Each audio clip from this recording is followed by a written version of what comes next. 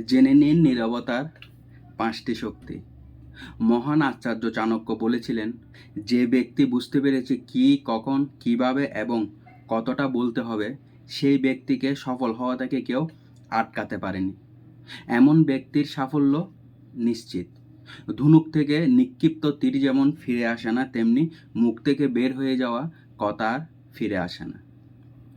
শব্দ এবং ভাষা অস্ত্র এবং সঠিক সময়ের সঠিক শব্দ ব্যবহার করে দুর্বলতাও এড়ানো যায়, কিন্তু চিন্তা না করে বলা কথাগুলো মানুষের কষ্ট বাড়িয়ে দেয়।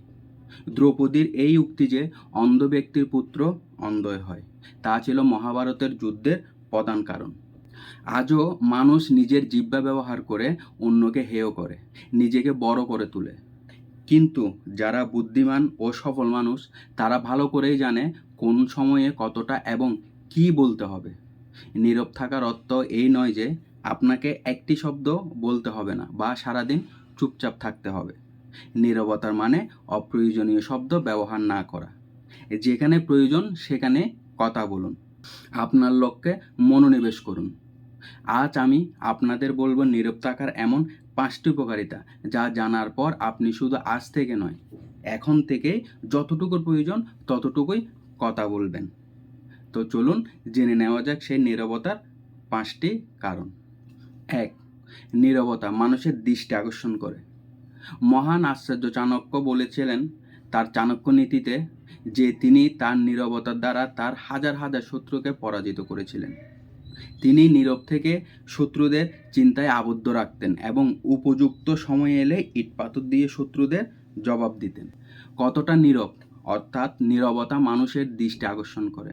আপনি এই উদাহরণ থেকে বুঝতে পারবেন যে শিক্ষক যখন শ্রেণীকক্ষে কোনো বিষয়ে কথা বলেন, তখন শিক্ষার্থীরা তার কথাগুলো খুব মনোযোগ দিয়ে শোনে। কিন্তু হঠাৎ করে প্রধান শিক্ষক বা বক্তা যখন কথা বলেন, তখন তিনি তা বন্ধ করে দেন। সবাই অবাক হয়ে যায়, কি হলো ভাই, যোগাযোগ বন্ধ কেন? আমি যখন স্কুলে ছিলাম তখনও প্রায় এরকম হতো, এবং আপনার সাথেও এটা নিশ্চয় হয়েছে। ঠিক একই সূত্র আমাদের দৈনন্দিন জীবনও প্রযোজ্য। যখন আপনি নিজের কাজে মন দেন, অন্যের বিষয়ে হস্তক্ষেপ করবেন না। প্রয়োজনের সময় কথা বলুন, তাহলে মানুষের মনোযোগ আপনার দিকে যায়। মানুষ আপনার কথাকে বেশি গুরুত্ব দেবে। যারা অপ্রয়োজনীয় কথা বলতে থাকে, তাদের চেয়ে লোকেরা আপনার কথাকে বেশি প্রাধান্য দেবে। 2.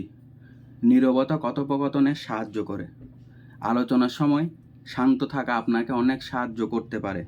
কথোপকথনের সময় আপনি যখন হঠাৎ নীরব হয়ে যান এবং আপনার সামনে থাকা ব্যক্তিকে উত্তর দেন না, তখন ওই নীরবতা অন্য ব্যক্তিকে আপনি কি ভাবছেন তা ভাবতে বাধ্য করে। তাহলে আপনাকে এই জিনিসটার সুবিধা নিতে হবে। সামনের মানুষটিকে ভাবতে দিন আপনি কি ভাবছেন। ধরুন আপনি একটি চুক্তি চূড়ান্ত করছেন, অন্য পক্ষকে দ্রুত হ্যাঁ বা না বলে উত্তর দেবেন না। কয়েক সেকেন্ড সময় নিন, বিরতি নিন।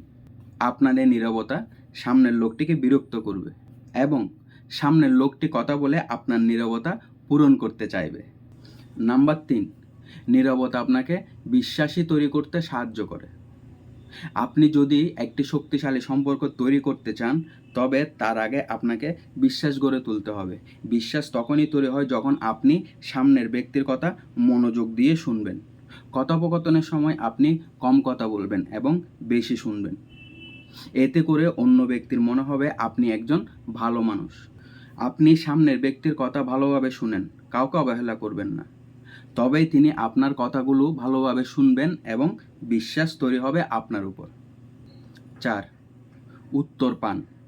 আপনি নিশ্চয়ই অনেক লোককে দেখেছেন যারা প্রশ্ন করার পরও থামেন না, তাদের বকবক চালিয়ে যান বা অন্য ব্যক্তিকে কথা বলার সুযোগ দেন না। আপনিও যদি এটি করেন, তবে আপনাকে জানতে হবে দৃষ্টিভঙ্গি। আপনি সুযোগ পাবেন না, লোকেরা আপনার প্রশ্নের উত্তর দেবে না। সেই জন্য যে কোনো প্রশ্ন করার পর আপনি চুপ থাকুন, আপনার মতামত দেবেন না। সেই বিষয়ে মানুষের মতামত কি, তবে সেই প্রশ্ন জানার চেষ্টা করুন, হয়তো নতুন কিছু শিখতে পারবেন। সামগ্রিকভাবে প্রশ্ন করার পর আপনি যত তাড়াতাড়ি নীরব হবেন, তত তাড়াতাড়ি আপনি উত্তর পাবেন। স্বামী বিবেকানন্দ, যিনি তার বুদ্ধিমত্তা ও প্রজ্ঞার কারণে সারা বিশ্বে পরিচিত, তার মধ্যে এই গুণটি দেখা যায়। কিন্তু প্রথম প্রশ্ন করার পরপরই তিনি চুপ হয়ে যেতেন, যাতে তিনি জানতে পারেন এই প্রশ্ন সম্পর্কে তার গুরুদেবের মতামত কী। 5. চিন্তাশীল নীরবতা। দ্য কোয়েট বইয়ের লেখক সুসান কেন তার বইতে বলেছিলেন যে থটফুল সাইলেন্স আপনাকে অনেক ঝামেলা থেকে বাঁচাতে পারে। একটা ছেলে ল্যাপটপ কিনতে যাচ্ছিল, পথে তার 1 বছরের পুরনো বন্ধুর সাথে দেখা হয় আর তাকে বলে যে আপনি যেখান থেকে ল্যাপটপ কিনতে যাচ্ছেন তার কাছে একটা বাড়ি আছে, যেখানে এই জিনিসগুলো পৌঁছে দিন। সে না বলে না, তার বন্ধু এবং তার জিনিসপত্র নিয়ে সেও চলে যায়। যেই বাড়িতে জিনিসপত্র দেওয়ার ডেলিভারি কথা ছিল সেটা দোকান থেকে অনেক দূরে। জিনিসপত্র পৌঁছে দিতে তার অনেক সময় নষ্ট করলো। পরে যখন সে দোকানে পৌঁছলো তখন দোকান বন্ধ হয়ে গেছে এবং সে তার বন্ধুর ওপর খুব রেগে গেল। তাই আমাদের সব সময় হ্যাঁ বলা উচিত, আবার না বলা উচিত। তখন সে যদি চিন্তা করে একটু নীরব থেকে যেত তাহলে তার সময়টা নষ্ট হতো না। তাই সব সময় নীরবতার শক্তি বোঝা উচিত।